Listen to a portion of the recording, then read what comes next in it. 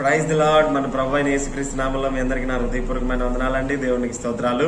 ఈ సమయంలో మనం లూకాసు వార్త 12వ అధ్యాయం 23వ వాక్య భాగాన్ని కొద్దిసేపు అందులో ఏముందంటే, ఆహారము కంటే ప్రాణమును, వస్త్రము కంటే దేహమును గొప్పవి కావా. ఈ మాట యేసు ప్రభు వారు తన శిష్యులతో పలుకుతున్నారు. ఇది పలుకుతూ దీనికి ముందు ఒక చక్కని ఉపమానం చెప్పాడు. అదేంటంటే, ఒక పట్టణంలో ఒక గొప్ప ధనవంతుడు ఉన్నాడు. ఆ ధనవంతుడు ఆ సంవత్సరం తన పంటను పండించి విస్తారమైనటువంటి దిగుబడిని పొందాడు. ఆ దిగుబడిని, ఆ పంటని దాచిపెట్టడానికి తన కొట్లు సరిపోకపోతే వాటిని మెప్పించి ఇంకా పెద్దవి కట్టించి ఆ పంటనంతా ఆ కొట్లలో జాగ్రత్తగా దాచిపెట్టి తన ప్రాణం తెల్ల పలుకుతున్నాడు. నా ప్రాణమా, తినుము, సుఖించుము, సంతోషించు. కొన్ని సంవత్సరాలకు అవసరమైనటువంటి సంపద పంట అంతా కూడా నీకు కూర్చిపెట్టాను.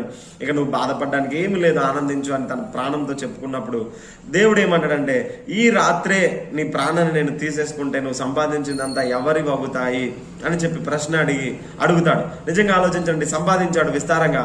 ఆ రాత్రే తన ప్రాణం పోతే ఈ సంపాదించిందంతా ఏమైతుంది? ఏమన్నా ఉపయోగం ఉందా? ఏమీ లేదు. కాబట్టి ఏది ప్రాముఖ్యమైనది అని చెప్తూ యేసుప్రభు వారి మాట అంటారు, ఆహారం కంటే కూడా ప్రాణము ప్రాముఖ్యమైనది, వస్త్రము కంటే కూడా దేహము ప్రాముఖ్యమైనది అని చెప్పి దేవుడు చెప్తా ఉంటాడు. అయితే ఎందుకు ఈ మాట చెప్తున్నాడంటే, చాలా మంది ఆ రోజుల్లో ఎక్కువగా ఏమి తినాలి, ఏమి ధరించుకోవాలనేటువంటి చింత ఆ రోజుల్లోనే కాదు, ఈ రోజుల్లో కూడా మనం చాలా మందిని ఇలా ఆలోచిస్తూ ఉంటాం. నాకు మంచి తిండి లేదు, నాకు మంచి వస్త్రాలు లేవు అని ఇతరులతో పోల్చుకుంటూ మనల్ని మనం తక్కువగా అంచనా వేసుకుంటూ, నిందించుకుంటూ, చాలా తక్కువగా చేసుకుంటూ, ఆ చింతలోనే మనం సగం జీవితాన్ని గడిపేసే వారిగా చాలా మంది ఉంటున్నాం.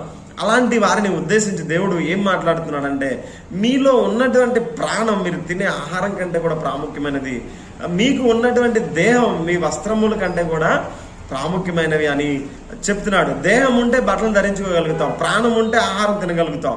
అంతేగాని ఆహారం ఉంది కాబట్టి మనం బ్రతకం, బట్టలు ఉన్నాయి కాబట్టి మనకి దేహము రాదు. కాబట్టి ప్రాముఖ్యమైనవి ఏంటంటే, మనలో ఉన్న ప్రాణం మనకు ప్రాముఖ్యమైనది, దేవుడు మనకి ఇచ్చినటువంటి దేహం అత్యంత ప్రాముఖ్యమైనది. కాబట్టి ఇవి కలిగి ఉండడమే చాలా గొప్ప విషయం. ఇవి కలిగి ఉన్నందుకు దేవుణ్ణి స్తుతిస్తూ, గణపరుస్తూ ఇచ్చినటువంటి దేహాన్ని చక్కగా లోకంలో వినియోగించగలిగితే అటు తర్వాత మనకి ఆహారము దొరుకుతుంది, వస్త్రము వస్తుంది.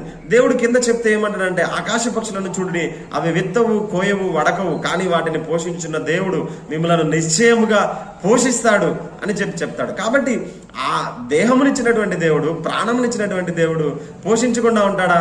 ఖచ్చితంగా పోషిస్తాడు. అందుకే దేవుడు ఈ దేహంలో మనకు ఆ సామర్థ్యాన్ని పెట్టాడు, కష్టపడగలిగేటువంటి సామర్థ్యాన్ని, జ్ఞానాన్ని, తెలివిని పెట్టాడు. వీటిని వినియోగించుకొని దేవుణ్ణి వెతుకుతూ ఉన్నప్పుడు ఖచ్చితంగా దేవుడు మనల్ని పోషించేవాడిగా ఉన్నాడు. కాబట్టి వీటి గురించినటువంటి విపరీతమైన చింత కలిగి ఉండకుండా దేహాన్ని బట్టి, ప్రాణాన్ని బట్టి దేవుణ్ణి స్తుతిస్తూ దాన్ని వినియోగించుకుంటూ దేవుణ్ణి మహిమపరచడం నేర్చుకుందాం. ఆమె